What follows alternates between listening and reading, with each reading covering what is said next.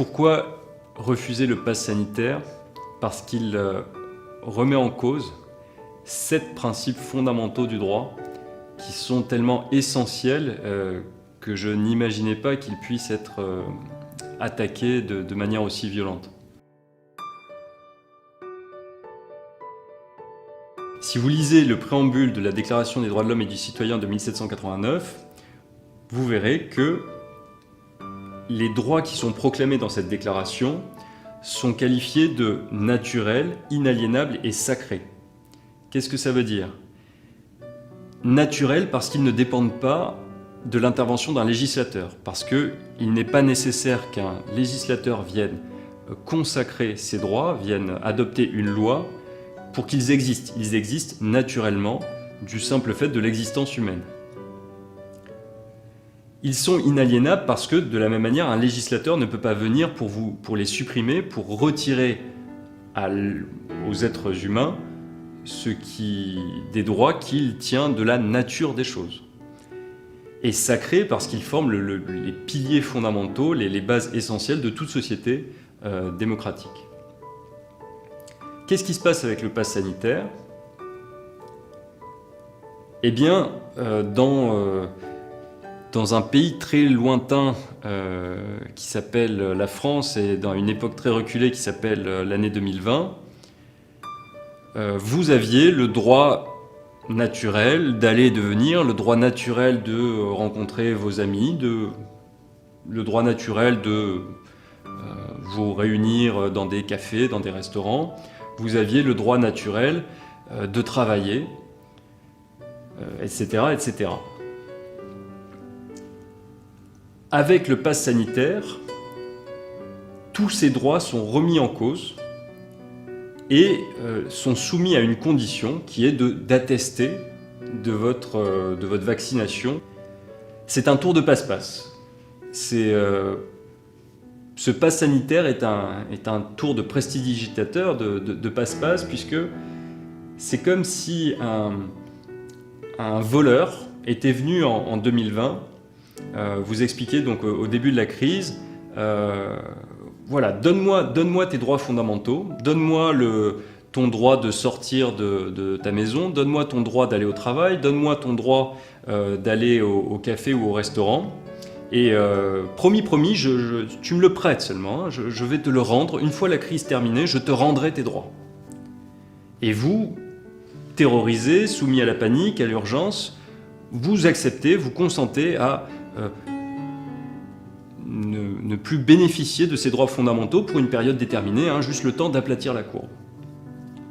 Et puis, un an plus tard, le même voleur revient, et au lieu de vous restituer vos droits fondamentaux, il vous restitue un privilège qu'il va vous faire payer.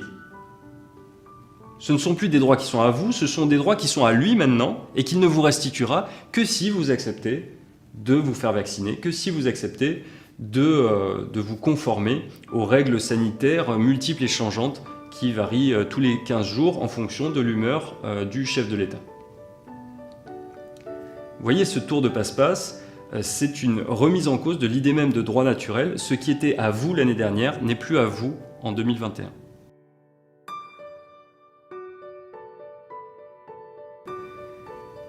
C'est le principe de présomption d'innocence. Au départ de l'épidémie, l'Organisation mondiale de la santé disait que la bonne stratégie à adopter, c'était de dépister, tracer, isoler, accompagner. C'est-à-dire que seules les personnes dont la contagiosité était avérée faisaient l'objet de mesures extraordinaires de confinement, de quarantaine, de soins, de privation de liberté en fonction d'un état médical prouvé. En 2021, avec le pass sanitaire, on inverse ce principe. Ce n'est plus à l'État ou aux autorités médicales de prouver que vous êtes malade, c'est à toute personne de prouver qu'elle n'est pas malade. C'est la preuve d'un fait négatif, ce qu'en droit on appelle une probatio diabolica, une preuve diabolique. Cette preuve, elle est diabolique parce qu'elle est impossible à rapporter. On ne peut jamais prouver que le diable n'existe pas. On ne peut jamais prouver son innocence. C'est à l'accusation de prouver la culpabilité, parce qu'on ne peut jamais prouver qu'on n'a pas commis quelque chose, par définition. Et là, c'est la même chose, c'est-à-dire qu'on l'État ne va pas prendre la peine de prendre soin de la population et d'identifier les personnes malades. L'État va imposer à tout individu de prouver en permanence, tous les jours et à chaque heure de la journée, qu'il n'est pas malade. Tout le monde devient suspect, tout le monde devient coupable du crime affreux même pas de contagiosité, mais d'une contagiosité potentielle. Vos libertés sont réduites parce que vous êtes susceptible d'être contaminant. C'est très clairement un renversement de la charge de la preuve et la transformation de tous les citoyens en suspects pour une durée indéterminée, puisqu'il existera toujours à la surface de la planète quelqu'un, quelque part, qui aura eu ou qui aura le Covid et qui sera susceptible de vous contaminer. Nous serons tous indéfiniment suspects d'être contaminés.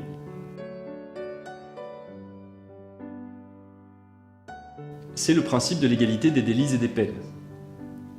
En droit pénal, si vous ouvrez un code pénal, vous allez voir que chaque délit, chaque crime, on a prévu une sanction bien définie avec un plafond maximum de peine. Si vous commettez un homicide, si vous commettez un vol, si vous êtes reconnu coupable de ce crime ou de ce délit, le juge ne peut pas prononcer une peine arbitraire. Il ne peut pas inventer la sanction pénale. Il doit prononcer la sanction qui est prévue par le code. Donc ça peut être une peine d'amende. Vous allez devoir verser une somme d'argent d'un plafond déterminé, ou ça peut être une peine privative de liberté, mais qui est prononcée par un juge. Privative de liberté, et là aussi pour une durée maximale avec des garanties procédurales pour faire en sorte que les gens qui sont privés de liberté n'ont pas été placés en prison sur la base d'une erreur judiciaire. On s'assure de la culpabilité des condamnés. Avec le pass sanitaire, on a inventé un nouveau type de sanction, qui n'est pas une sanction pénale au sens classique du terme, qui n'est pas une peine d'amende, voilà, c'est pas la peine d'amende de 135 € pour non-port du masque qu'on a connue. C'est une sanction sociale, c'est une répression sociale qui va attaquer votre capacité à nouer des relations avec vos semblables, votre capacité à avoir un travail et à exercer votre activité, votre capacité à accéder à des lieux, à des loisirs, votre capacité à vous faire soigner, à obtenir un soin à l'hôpital quand vous êtes malade. Donc c'est votre droit à la vie privée, votre droit à la santé, votre droit au travail qui deviennent des instruments de sanction, deviennent des instruments de punition. Or, ça fait bien longtemps, enfin depuis le Moyen-Âge en réalité, depuis le XVIIIe siècle, depuis la Déclaration des droits de l'homme et du citoyen, on a abandonné les peines infamantes. On a abandonné les peines qui reposent sur le bannissement, l'exclusion sociale, la mise au pilori, l'humiliation publique. Et le pass sanitaire vient rétablir des choses qui sont archaïques, vient rétablir des choses qui sont barbares.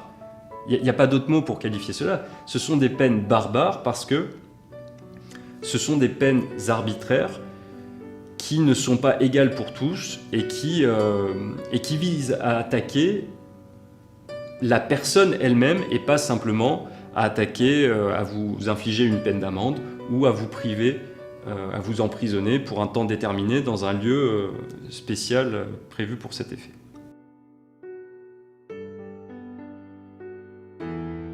Le quatrième principe qui est remis en cause, c'est le principe de proportionnalité. La proportionnalité, c'est donc l'équilibre qui doit régner entre, d'une part, l'importance du droit fondamental en cause, donc mettons par exemple votre vie privée, le droit d'aller au restaurant ou au cinéma, ça fait partie de votre vie privée, c'est un droit qui est très important. Et puis, ce droit à la vie privée, il n'a pas une valeur absolue, il peut être soumis à des restrictions, mais ces restrictions doivent être équilibrées, doivent être proportionnées à l'importance du droit en cause. Donc on ne peut pas réduire votre droit à la vie privée pour un motif futile et superficiel. Il faut qu'il y ait un motif d'intérêt général suffisamment lourd pour justifier une atteinte à un droit fondamental.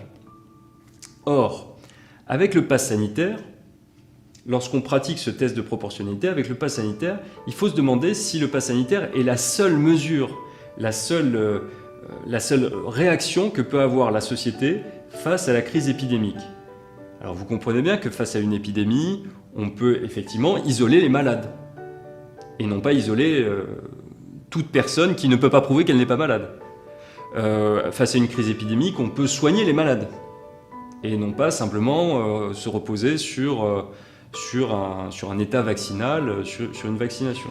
Donc il existe des mesures alternatives à ce pass sanitaire. Le pass sanitaire n'est certainement pas la seule réaction possible permettant de sauver la société d'un péril imminent et inéluctable. Et par conséquent, ce pass sanitaire est disproportionné, puisqu'on peut imaginer d'autres mesures de lutte contre l'épidémie qui seraient moins restrictives des libertés pour la population générale.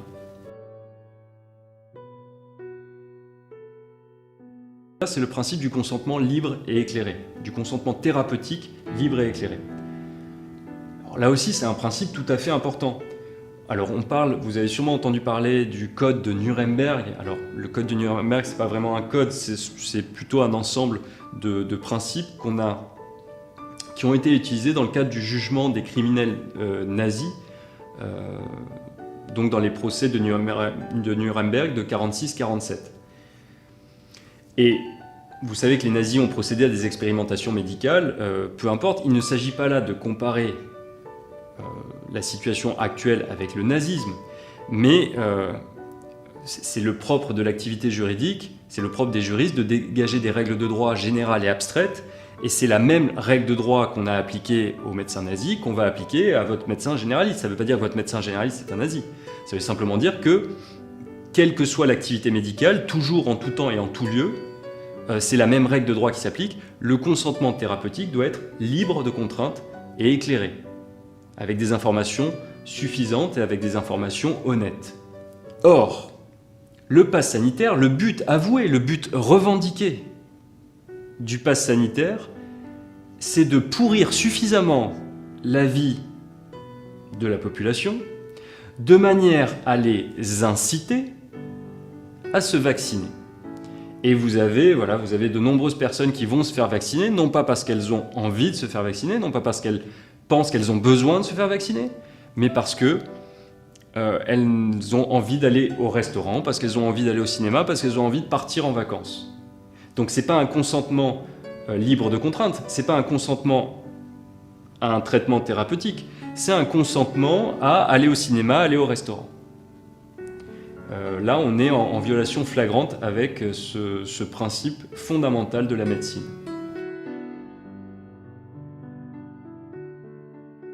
Primum non nocere. D'abord, la médecine ne doit pas nuire aux malades. Or, avec le vaccin, avec ce vaccin généralisé, on souhaite vacciner la population pour réduire sa contagiosité. Ça veut dire qu'on souhaite vacciner des personnes jeunes, des personnes qui ne courent pas de risque du point de vue du coronavirus, de manière à protéger d'autres personnes vaccinées qui, censément, elles non plus, ne courent pas de grands risques du fait du coronavirus parce qu'elles sont vaccinées. Cela signifie que la personne qui ne court pas de risque et qui est vaccinée, le bénéfice thérapeutique pour elle de cette vaccination est nul, voire négatif, parce que le vaccin, lui, aussi parfait soit-il, aussi efficace soit-il, un vaccin a toujours des effets secondaires, peut toujours entraîner des séquelles graves ou des effets secondaires allant jusqu'à la mort. Et on a des exemples, vous entendez vous voyez aux informations des exemples de personnes vaccinées qui décèdent ou qui subissent des accidents médicaux très graves, alors que ces personnes ne couraient pas fondamentalement de risque du point de vue du coronavirus. Et donc là, on a un problème par rapport à ce principe primum non nocere, parce qu'on va administrer sciemment un vaccin à des personnes qui n'en ont pas besoin, qui n'ont pas vraiment de bénéfice thérapeutique du fait de cette vaccination, pour un motif qu'on qualifie d'altruiste, pour protéger les autres. Sauf que le principe de la médecine, on ne soigne pas les malades pour protéger les autres, on soigne les malades pour les protéger eux-mêmes. C'est un principe tout à fait basique.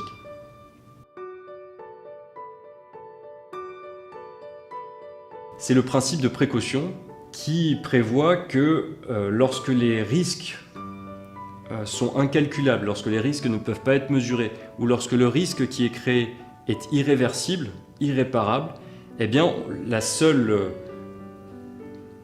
réaction correcte, du point de vue du principe de précaution, c'est l'abstention. Il faut s'abstenir de créer des risques non calculés, non calculables ou des risques irréparables. Principe de précaution, si vous en cherchez l'origine, elle est assez récente.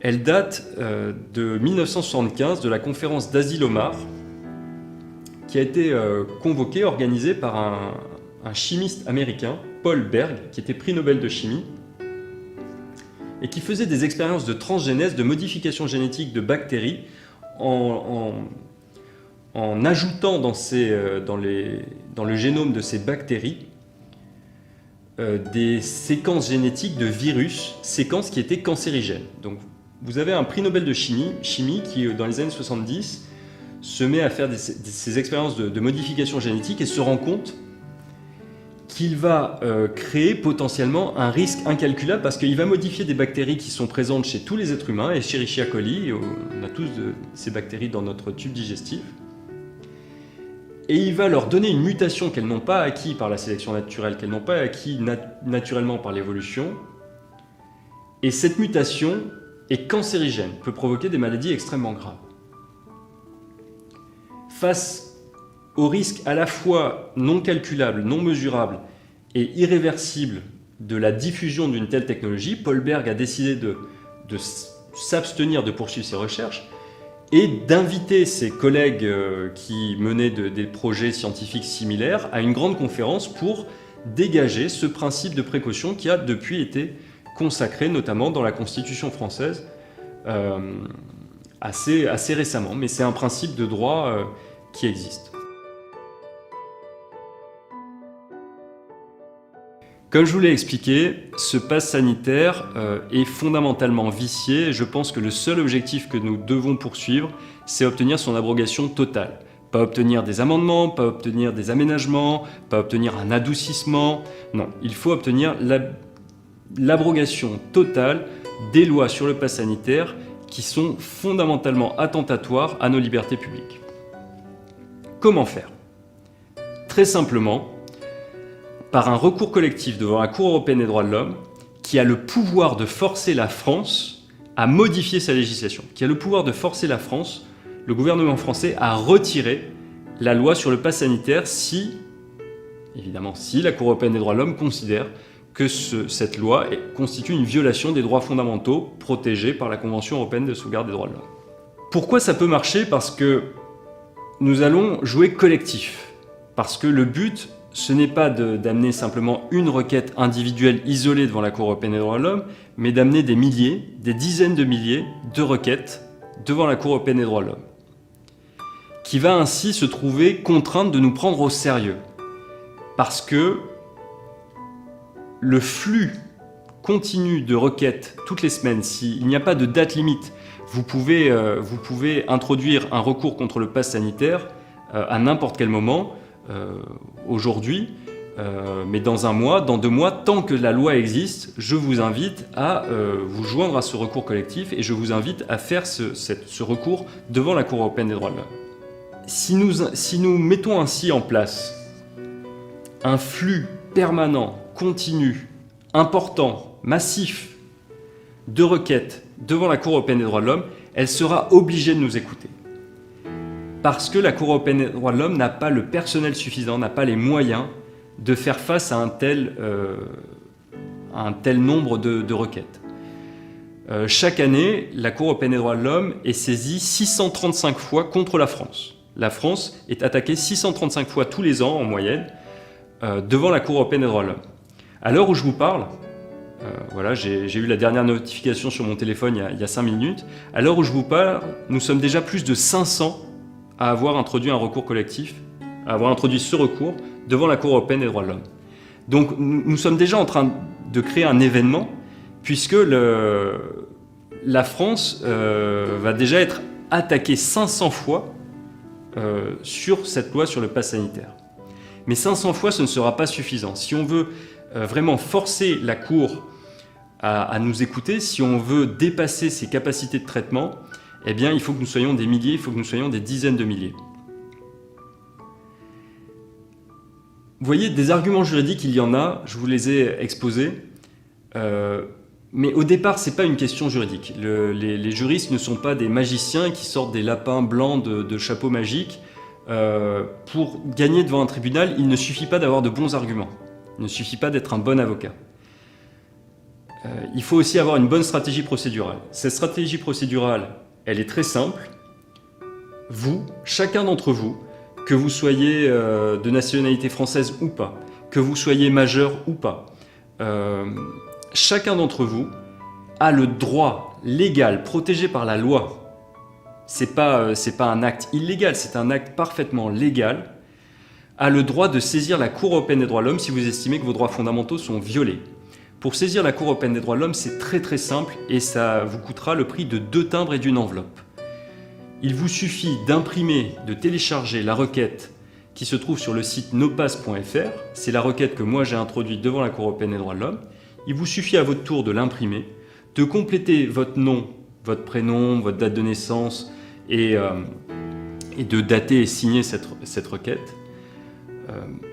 Et de l'envoyer par la poste à Strasbourg, à la Cour européenne des droits de l'homme. Et là, vous faites légalement partie de ce recours collectif. Et si nous sommes suffisamment nombreux, eh bien, nous pouvons obtenir, de manière réaliste, par un moyen légal et sans risque, nous pouvons obtenir l'abrogation de cette loi infâme sur le pass sanitaire.